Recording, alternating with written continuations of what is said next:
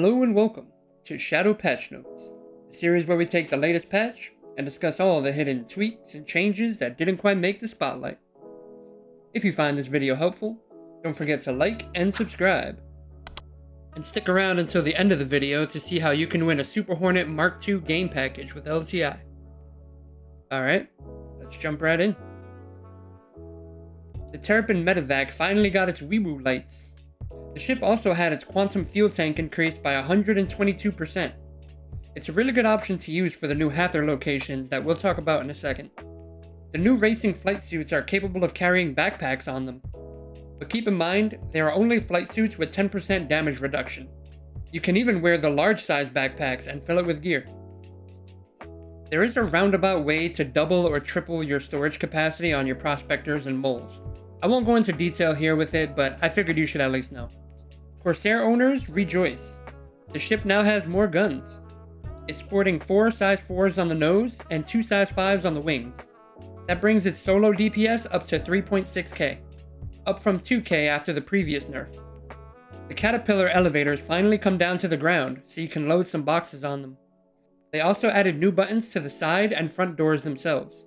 There is no grid on here, but it does help to put a few boxes or even a vehicle on there and send them up.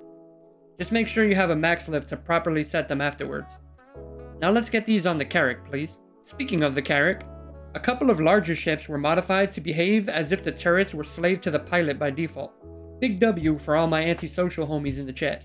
The Carrack pilot can now use the top remote turret while flying. The Reclaimer has its 2 front turrets available for the pilot. And here's a nice bonus. The captain's chair in the Reclaimer now rotates. Have fun briefing the crew. The Argo Raft can use its remote turret via the pilot seat. The Crusader Starlifters can now use their chin turret. This does not include the C2 since it doesn't have a turret there to begin with. And with 3 size 3 shields, I imagine the A2 will be quite formidable moving forward.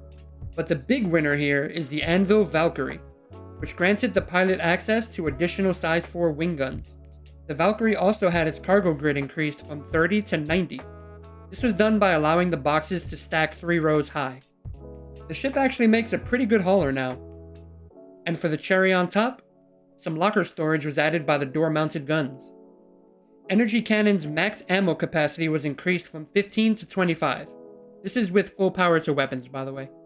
And there's one more W for large ship owners. Ship collision damage is now handled with much more realistic physics.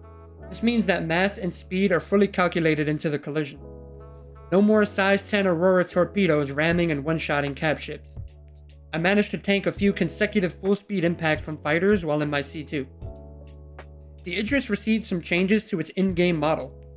The medbay on all variants received 4 Tier 3 beds in the triage room, as well as a Tier 1 bed in the main medical theater. The Idris P had its size 10 railgun mount removed from the front of the ship. The Idris P also had its missile turret area replaced with a frontal cargo bay. You can see on the floor it says 24 SCU max.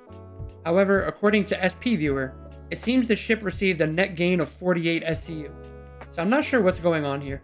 Let me know in the comments what you think. The big mission backlog in the sky just got a little bit smaller. Several missions were updated to work with server meshing and are now back in the PU. Handyman missions are back and better than ever. Don't forget your fuses and salvage tool ammo so you can repair those pipes. Press Alt-B to load them up. Medical beacons are back as well, so you can put that new Terrapin to work. Prison oxygen missions are functional again. And the all-new delivery missions are here in Pyro and back in Stanton. If your delivery mission is at a station in Pyro and you can't find the package, it's probably either by the vendors or in the refinery shop. I'm really happy to see this wave of gameplay return to us. Now we just need those racing contracts back, please. We got a new FPS mining UI on the multi-tool. Power output and progress meter are both displayed on the screen. Press Alt and scroll to adjust the power. It appears the FPS salvage tools have hit markers now. It even has audio, which can get a tad annoying. Volt Guy, rejoice! The Volt weapons are here. The first one in our hands is the Parallax Rifle. The rifle builds up heat, increasing its fire rate, up to 35%, and once enough heat is built up, it turns into a powerful beam. The temperature of the atmosphere you are in affects how slowly or quickly this heat builds up. Also, avoid using this thing at night because you won't be able to see a thing. You can find these guns in the loot rooms at Hathor locations, or get a custom one from a barter reward at Wikelo's. We had a heap of FPS weapon balance changes. The grenade launcher got a massive nerf to its area of effect and damage. This was an insane overcorrection and pretty much makes this thing useless now. Also, you will not respawn with ammo for the GL either. The Ripper SMG got a much needed damage buff, and a little added recoil, which actually makes the gun feel nicer in my opinion. The Custodian got a slight damage buff, and the P8 AR got a much needed nerf to hipfire accuracy, recoil return time, and ADS speed. This has by far been the best and most used weapon in the game, and with the new item recovery coming online, I'm sure most of your FPS deaths will be coming from this gun. Okay, let's talk about the elephant in the room now, I guess. Tier 0 insurance is here, and for better or worse, it's going to change the game completely. If you die, you wake up with all your gear on, but without your inventory. If you get back to your body, you can essentially duplicate anything that is physically equipped to your character, besides weapon and armor. That means you can acquire infinite ammo, grenades, and meds if you set your spawn on a med bed and regen over and over. To give my quick 2 cents on the matter, I really dislike the Tier 0 implementation, and I think it should have been skipped altogether. It ruins a lot of what I really love about the game, like looting, and feels like a step back all the way to 3.14. As for Tier 1, I actually really like the ideas they laid out here, minus the fact that pledge store items will always be auto-insured and can never be lost. Basically, you purchase one full kit on the store and you never have to interact with looting, insurance, or gear crafting systems ever again. I think a good middle ground would be to treat gear the same way they plan to treat non-LTI ships from the pledge store. If you don't insure it and lose it, you can still access it, but have to pay a larger sum of money in-game to do so. As a side note, I am hopeful that weapon wear will help balance this issue, as you will still need to replace a weapon eventually or do some crafting to repair it. Control surfaces were added to the Gladius. This is a great first step toward the full implementation in the near future. A new mission giver was added this patch, and get this, it's a Banu alien, our first alien in the verse. Although it's just a hologram like Rudo for now. His name is Wikelo, aka the Collector. You can find him at the all-new Wikelo Emporium stations around Stanton, located at Hurston, Crusader, and Microtech. They seem to be going for a Middle Eastern bazaar sort of vibe for the Banu, based on the aesthetic of Wikelo's hangar. The inside of his emporium is filled with trinkets and Easter eggs. Check out this painting of what looks like a salvage version of the ATLS mech suit. Pretty interesting. And that's not the only ATLS surprise. Check out this battle mech. Crazy stuff. During my first visit, I turned Wikelo into a PvP trader like in DayZ and landed in someone's hangar before taking them out. I don't think this would be possible in the live release though, since they now added an armistice zone around the entire area, but you can still shoot inside the hangars. Some new collection missions were added for Wikelo and Rayari research. They involve delivering a few ingredients, such as Kopion horns or mineable rocks, for a reward. Rayari gives credit rewards, and Wikelo gives items. Here's a quick tip for you concerning the opening mission. The Tundra Kopion can be tricky to find, but if you head down to Microtech's data center KH3, you should be able to find some in the area pretty quickly. The new Antium heavy armor is in, and it looks great. So far, there are at least 6 Antium sets findable in-game. Here's the Maroon, the Sand, the Jet, the Storm, and Wikelo's horn-adorned camo variant that you can find in his bazaar. A new Place from Inventory feature was added for fuses, keycards, and comp boards. This means you no longer need to pull the key out and hold it in your hands to activate them. Just have them in your inventory and click place on the slot. Very convenient when inventory management is still so janky. Astor's Clearing was added to the Arena Commander maps for Freefly. There is also a new Theaters of War map in Arena Commander now, complete with roads, tunnels, and monorail lines for the perfect combined arms experience. It's called Crossroads of Crime and can be accessed via the Free Flight module. You can choose to spawn in a ship, on foot, or in a ground vehicle. If you want a ground vehicle, be sure to click the steering wheel near the top of the list to spawn on the ground. Otherwise, you may spawn 100 kilometers in the air. I really hope we get a nice big team battle mode on this map. Think Conquest from Battlefield. 2 teams fighting for control of 5 or 6 locations on this map would be insane, and I would play it for hours if they make this happen. Volumetric clouds have arrived on Aberdeen. It should make your prison escapes look extra cinematic. I'm obsessed with how the lighting on the landscape is affected by this. As a side note, Volumetric clouds can no longer be disabled in 4.1. I hope Vulcan is ready for prime time soon. Let's talk about the new main event in 4.1, Align and Mine, as this arrives alongside a load of new features to the game. This event introduces the Hathor platform alignment facilities and orbital laser platforms. Search PAF and OLP in your map to find them. There are 2 sites on Aberdeen and 2 on Daymar.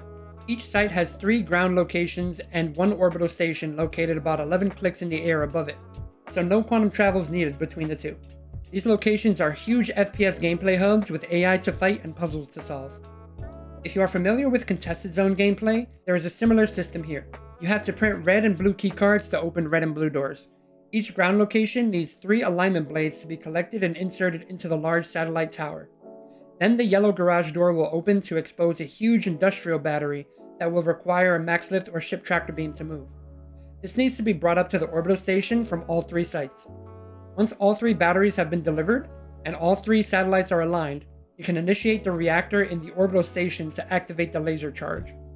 Now just fly straight down and find the activation bunker, where you can hit the button to fire the laser. It's a beautiful sight to behold. The laser will bust the cave open in the ground, which has a load of highly valuable minables. But that's not the only surprise this laser brings. You might want to take a peek at the wildlife guide in your journal for more information on Hathor, as well as the Valakar. Yes, the sandworm is finally here. Well, the juvenile form at least. You can find them around Daymar, Aberdeen, and Monox. You can kill them, but these small ones have no harvestables. They can attack by spitting sand at you, so watch out. Back to these Hathor sites. Some of the big red Karenite rocks in the caves will require an ROC to mine. Here's a clip of me encapped from heat exhaustion while Salty Mike extracts the only working rock we found that day. Drop 2, I think. That's it. We're rich, Mike! 2, I think. That's it. We're kind of fucked, is what we are. We're rich. Every other mineable in the cave can be mined with the multi-tool. These new minables are very valuable not only in a monetary sense, but because they are desired by our new Banu friend Wikelo for unique armor, weapons, and even ships. I hear if you get enough Karenite, he'll give you a Polaris. As a quick side note, mercenary and large hauling missions were added to the Hathor locations as well. Mining gadgets have also been added to the loot pool, at least at Hathor stations. Now let's quickly talk about minables, because these have changed quite a bit. There are now new minables that are exclusive to ground vehicles and FPS minables separately. They are now categorized as beginner minables, each with their own additional difficulty rating. Here's one of the new minables I came across called Glaucosite, which is considered a medium beginner minable. Janolite is considered a medium expert minable now, and seems to have gotten a significant price reduction. And Jackalum and Salvinium are among some of the new minables found in the Hathor caves. Karenite is the main rock though, and you'll need lots of it for Wikelo missions and barters. The ROC mining pods were also added to shops. They cost 5k each at Dumpers Depot. And to round out our mining family, we got 2 new mining vehicles. First, we have the Atlas Geo. It's a new ground vehicle capable of doing what the ROC has been doing for years, but with a freaking jetpack. It seems a bit over the top, but definitely welcome to help get in and out of caves. That's not all. The OG Atlas suit got some thrusters as well. On the rear, you have a 100k USCU storage box that can be removed in a handheld container, as well as a weapon rack. After leveling up in your Geo for a bit, you can evolve into a Drake Golem. The Drake Golem is essentially a prospector alternative. The interesting part is the 2 16 SCU ore pod crates on the bottom of the ship. These function similar to a 16 SCU cargo container, although it still clips through the freight elevators. I can't help but wonder how this affects the future of ship refining with something like the Misk Expanse. We'll just have to wait and see how that goes, I guess. With these 2 ships, now we just need to wait on the Graveler mining ship. Something in the middle of the Prospector and Mole with a 2-man crew, perhaps? What was your favorite temporary internal name for a ship or vehicle that never made it to the public? We've come up with a code name, and all I'll say is you've got to catch them all.